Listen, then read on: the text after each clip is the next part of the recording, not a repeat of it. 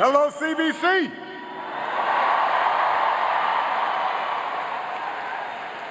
Thank you, Don, for the great work you are doing and that kind introduction.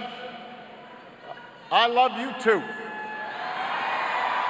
I want to thank the CBC Foundation, Chairman Butterfield, members of the Congressional Black Caucus, and the whole CBC family. It's always good to be with the conscience of Congress. I also want to congratulate tonight's honorees, beginning with Charlie Rangel, a founding member of the CBC, an outstanding public servant who, as we just talked about, will be riding off into the sunset together. Representative Marcia Fudge, Robert Smith, the Mother Emanuel family, and your Trailblazer Award recipient, my friend, a champion for change, Secretary Hillary Clinton.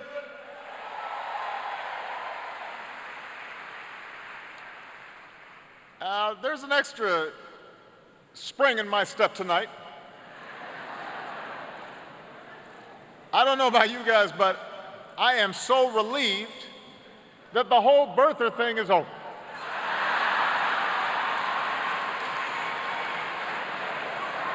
I mean, ISIL, North Korea, poverty, climate change, none of those things weighed on my mind like the validity of my birth certificate.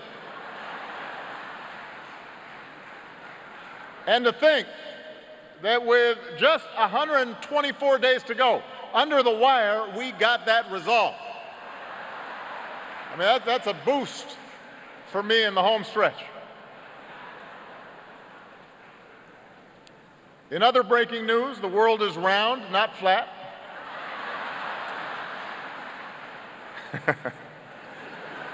Lord. This is, of course, my last CBC dinner as president. Next time I show up, I have to buy a ticket.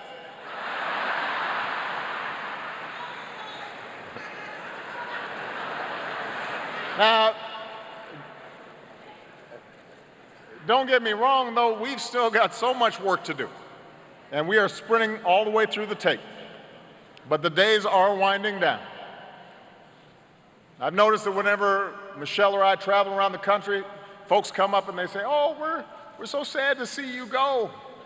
And I really appreciate that. And Michelle says, "That's right." She gave a speech yesterday. A bunch of young people were chanting 4 more years, and she said, "Nope, nope, nope." She's ready. But we do want to take this opportunity just to say thank you. To say thank you for your support over the years. To say thank you for your friendship. To say thank you for your prayers. As I just look across this auditorium, there's so many people here who lifted us up, who steadied us when things got tough. When we began this journey, coming on 10 years now, we said this was not about us. It wasn't about me, it wasn't about Michelle, it wasn't just to be a black president or the president of black America. We understood the power of the symbol. We know what it means for a generation of children of all races to see folks like us in the White House. And as Michelle says, we've tried to be role models, not just for our own girls, but for all children, because we know they watch everything we do as adults. They look to us as an example. So we've taken that responsibility seriously. And I've been so blessed to have a wife and a partner on this journey who makes it look so easy. And is so strong and so honest and so beautiful and so smart. But we're just thankful, because you guys have lifted us up every step of the way.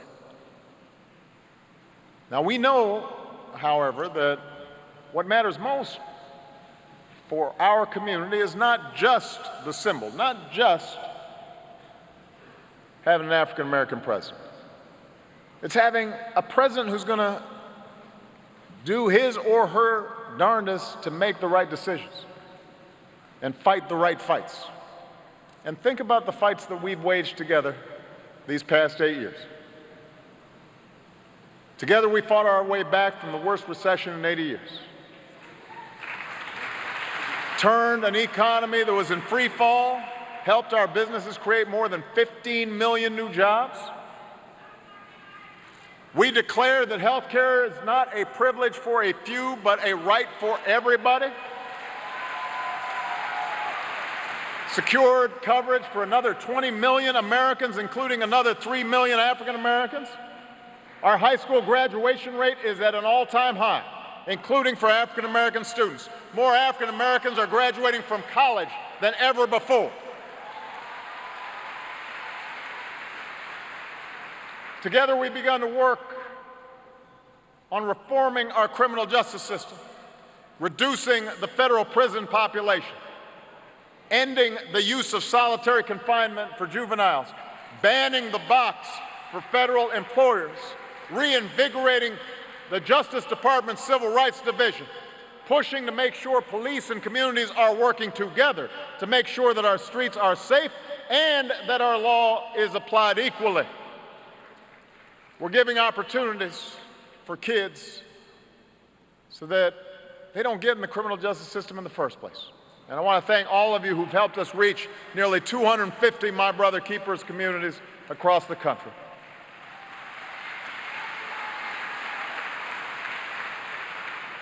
And just this week, we learned that last year, across every race and age group in America, incomes rose and poverty fell. Folks' typical household incomes rose by about $2,800, which is the fastest growth rate on record. Lifted 3.5 million people out of poverty, including 1 million children, the largest one-year drop in almost 50 years.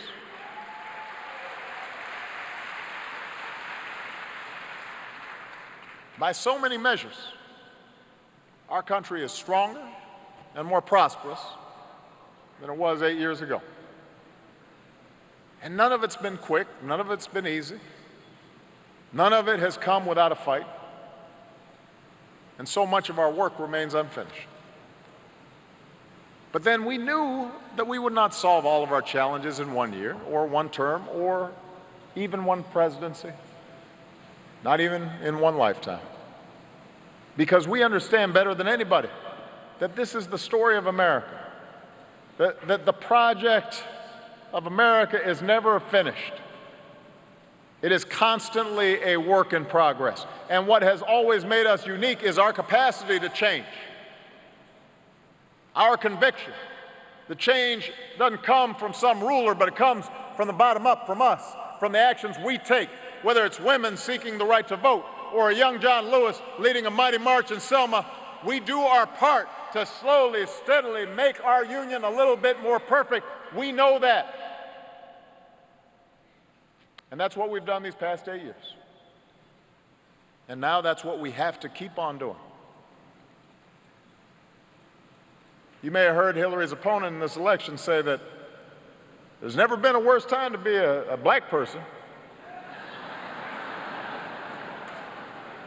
He missed that whole civics lesson about slavery and Jim Crow. But we got a museum for him to visit. So he can tune in.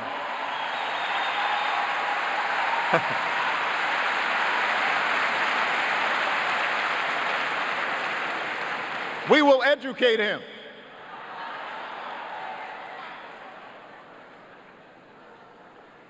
He says we got nothing left to lose.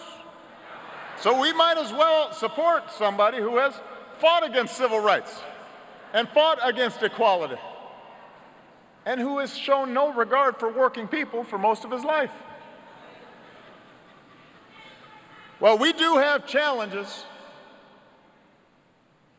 but we're not stupid.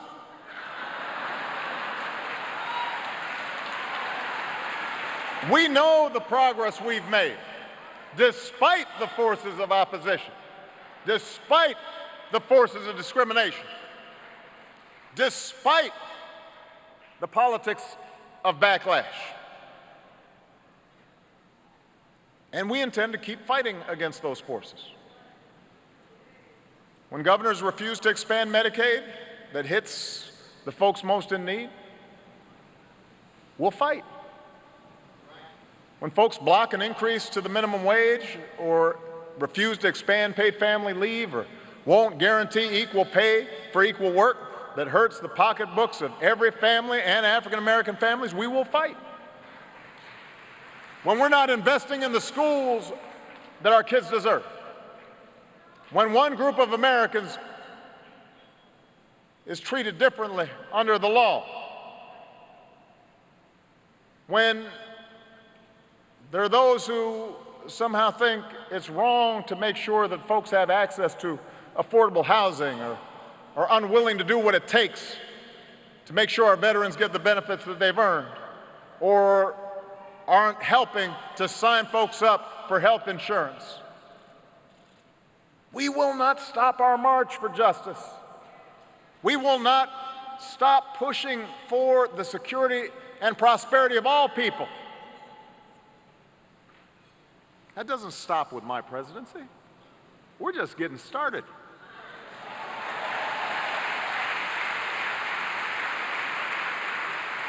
And when across this country in 2016, there are those who are still trying to deny people the right to vote, we've got to push back twice as hard. Right now, in multiple states, Republicans are actively and openly trying to prevent people from voting, adding new barriers to registration, cutting early voting, closing polling places in predominantly minority communities, refusing to send out absentee ballots, kicking people off the rolls, often incorrectly. This should be a national scandal.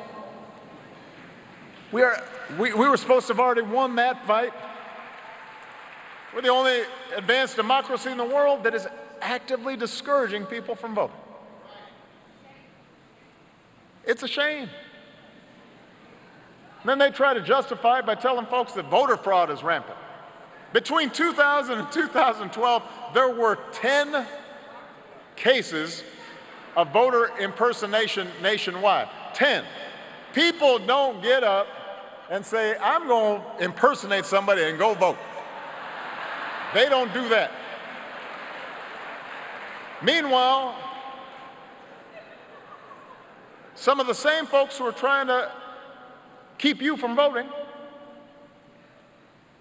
turn a blind eye when hundreds of thousands of people are killed by guns, imposing voter ID restrictions so that a gun license can get you on the ballot, but a student ID can't. Apparently more afraid of a ballot than a bullet. So no, our work's not done.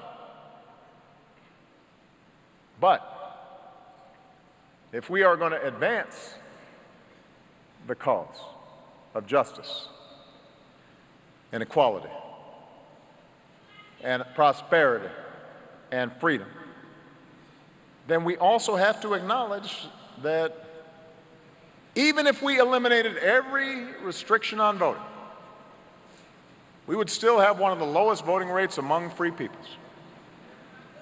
That's not good. That is on us. And I am reminded of all those folks who had to count bubbles in a bar of soap, beaten trying to register voters in Mississippi, risked everything so that they could pull that lever. So if I hear anybody saying their vote does not matter, that it doesn't matter who we elect, read up on your history. It matters. We've got to get people to vote. In fact, if you want to give Michelle and me a good send-off, and that was a beautiful video, but don't just watch us walk off into the sunset now. Get people registered to vote.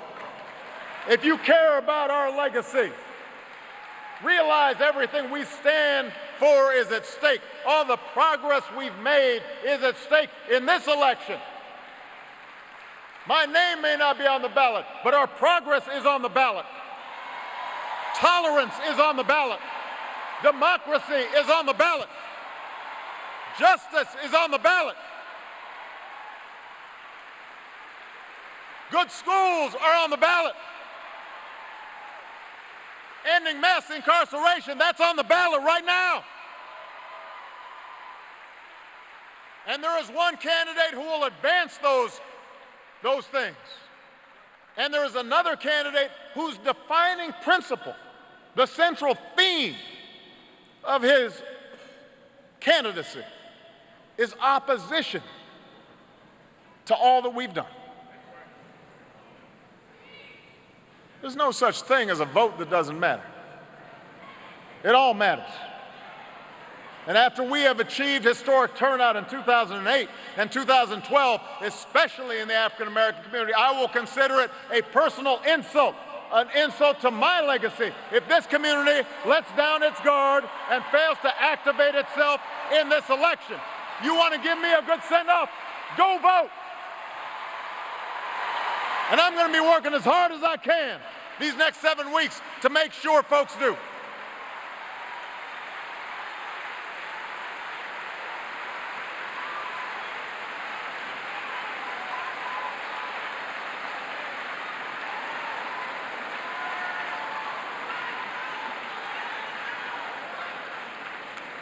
Hope is on the ballot, and fear is on the ballot too.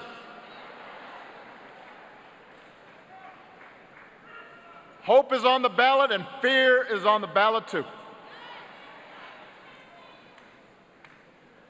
You know, a few days ago, Michelle and my mother-in-law and the girls and I, we snuck over and got an early look at the new Smithsonian National Museum of African American History and Culture.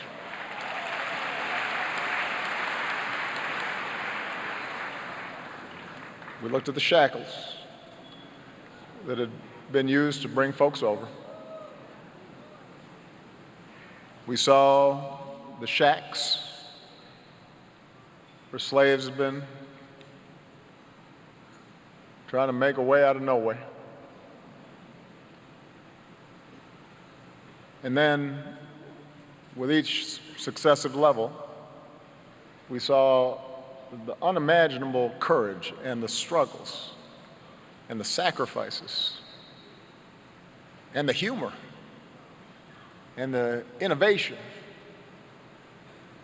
and the hope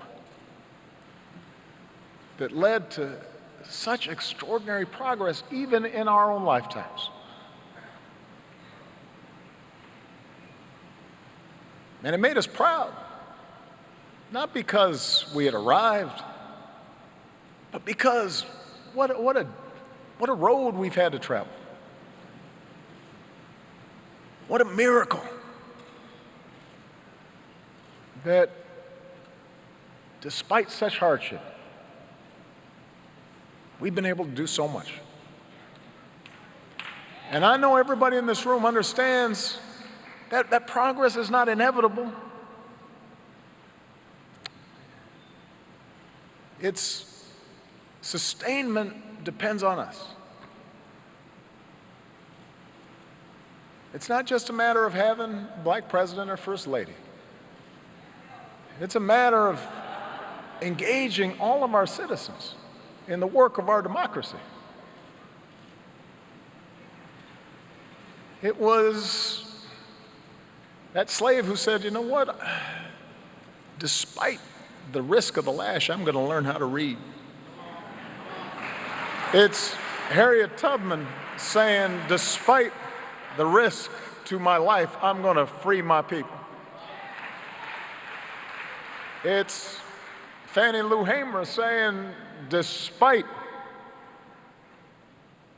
the ostracism, the the blowback. I'm going to sit down here in this convention hall and I'm going to tell people what it's like to live the life I've led. I'm going to testify to why change needs to come. It's a young John Lewis saying, I'm going to march despite those horses I see in front of me. All those ordinary people, all those folks whose names aren't in the history book, they never got a video providing a tribute to them. That's why we're here. That's how progress is sustained. And then it's a matter of electing people to office who understand that story, who feel it in their hearts, in their guts, and understand that government can't solve all our problems, but it can be a force for good. To experience this incredible new monument, this museum, is to be reminded we're just a small part of a long chain. Generation after generation, striving against the odds. What an inspiration they are.